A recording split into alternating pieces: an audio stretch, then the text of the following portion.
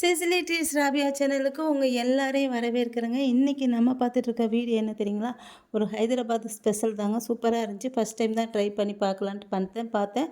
ரொம்பவே நல்லா இருந்துச்சு. இது வந்து நான் மட்டனில் வந்து செஞ்சுருக்கேன். அவ்வளோ சூப்பராக இருக்குது. இது வந்து சால்னாவும் இல்லாமல் சூப்பும் இல்லாத மாதிரி ரொம்ப அட்டகாசமாக இருந்துச்சு. இது எதுக்கு வச்சு சாப்பிட்லாம் அப்படின்னு பார்த்தீங்கன்னா, இட்லி, தோசை, சப்பாத்தி, பரோட்டா இதுக்கு வச்சு சாப்பிட்லாம். இன்னும் நம்ம சாதத்துக்கு வச்சு சாப்பிட்லாம் அப்படின்னு சொல்கிறேன். ஃபஸ்ட்டு நம்ம வந்து தேவையான பொருட்கள் வந்து இப்போ பார்த்துடலாம். ஃபஸ்ட் நான் என்ன எடுத்திருக்கேன்னா, வெங்காயம், மீடியம் சைஸ் வெங்காயம் ஒன்று எடுத்திருக்கேன். இதை வந்து நீளமாக கட் பண்ணி ஸ்லைஸ் மாதிரி கட் பண்ணி எடுத்து வச்சுக்கோங்க. 3 பச்சை மிளகாய் நல்லா இடிச்சிட்டு எடுத்து வச்சுருக்கேன்.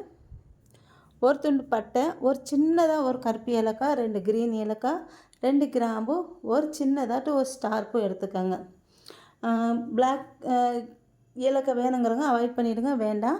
ஒரு 1/4 ஸ்பூன் ஜீரகம், 1/4 ஸ்பூன் சோம்பு, 1/2 ஸ்பூன் மிளகுத்தூள்.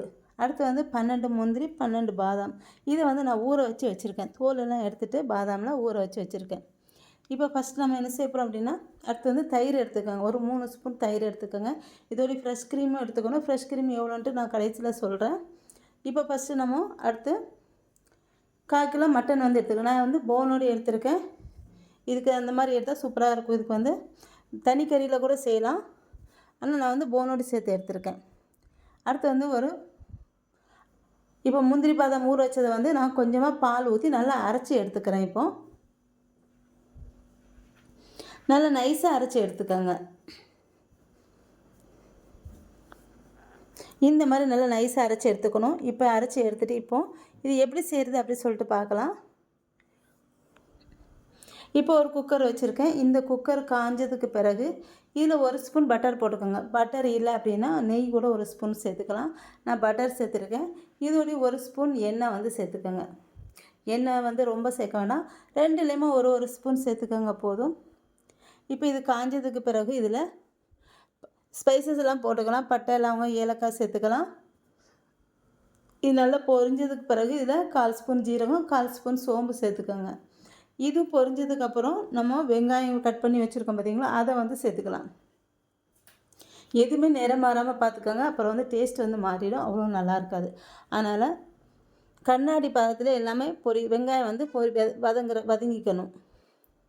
இப்போ இதை வதக்கிட்டு இருக்கும்போதே நம்ம என்ன செய்யணும், இடித்து வச்சுருக்க பச்சை மிளகா இருக்குது பார்த்தீங்களா, அதை வந்து சேர்த்துக்கிறேன்.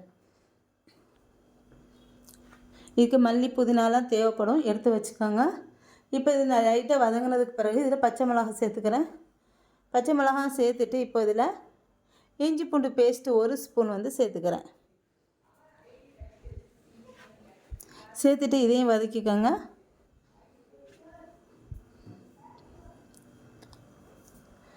எல்லாமே லைட்டாக வதக்கிக்கோங்க போதும், ரொம்ப வதக்கிடாதீங்க.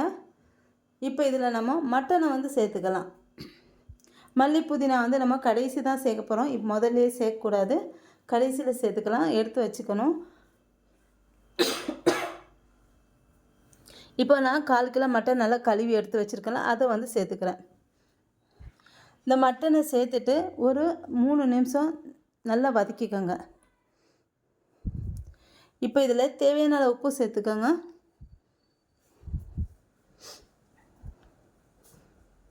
மசாலா எல்லாமே நம்ம லாஸ்ட் தான் சேர்க்க போகிறோம். அதனால் இப்போ நல்லா வதக்கிட்டு இதில் நம்ம ஒரு 3 ஸ்பூன் தயிர் வந்து ஊற்றிக்கோங்க. தயிர் வந்து நான் அடிச்சிட்டு சேர்த்துருக்கேன். நல்லா திரியாக இருக்கக்கூடாது, திரி இல்லாமல் தயிரை வந்து சேர்த்துக்கோங்க.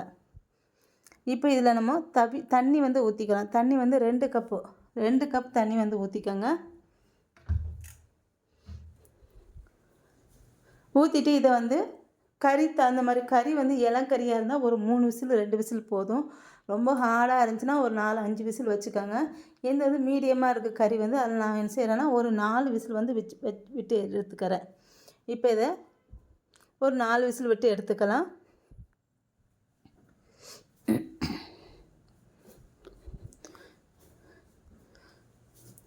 இது கொதி வந்ததுக்கப்புறம் நான் வந்து குக்கர் வந்து மூடிக்கிறேன்.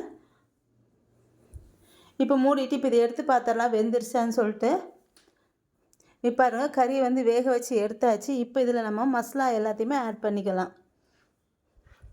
1/2 ஸ்பூன் மிளகுத்தூள் வந்து சேர்த்துருக்கேன்.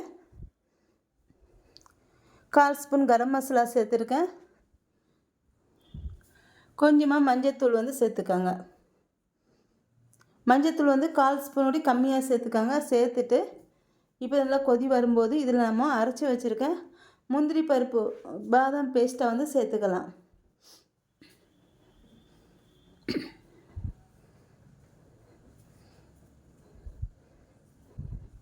சேர்த்துட்டு இது நல்லா பச்சை வாசனை வர வரைக்கும் கொதி விடணும்.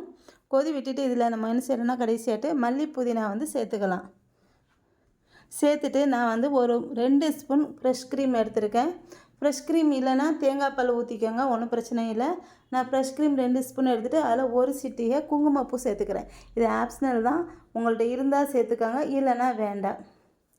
இந்த மாதிரி ஒரு 2 ஸ்பூனு குங்குமப்பூ எடுத்துகிட்டு கடைசியாட்டு நல்ல பச்சை வாசனைலாம் போய் நல்லா வெந்ததுக்கப்புறம் இதை ஊற்றிக்கலாம். ஊற்றிட்டு இது நல்லா ஒரு கொதி வந்ததுக்கப்புறம் இதை நம்ம இறக்கிடலாங்க.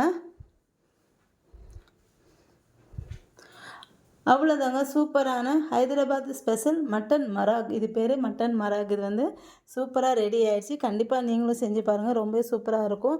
என்னோடய இந்த வீடியோ உங்களுக்கு பிடிச்சிருந்தா கண்டிப்பாக சப்ஸ்கிரைப் பண்ணிவிட்டு ஒரு லைக்கும் போட்டு விட்டுடுங்க. அப்படியே உங்கள் ஃப்ரெண்ட்ஸுங்களுக்கும் ஷேர் பண்ணி விடுங்க. இதேமாதிரி நிறைய வீடியோஸ் பார்க்கணும் என்னோடய சேனல் மறக்காமல் திரும்பவும் சப்ஸ்கிரைப் பண்ணி வச்சுக்கோங்க.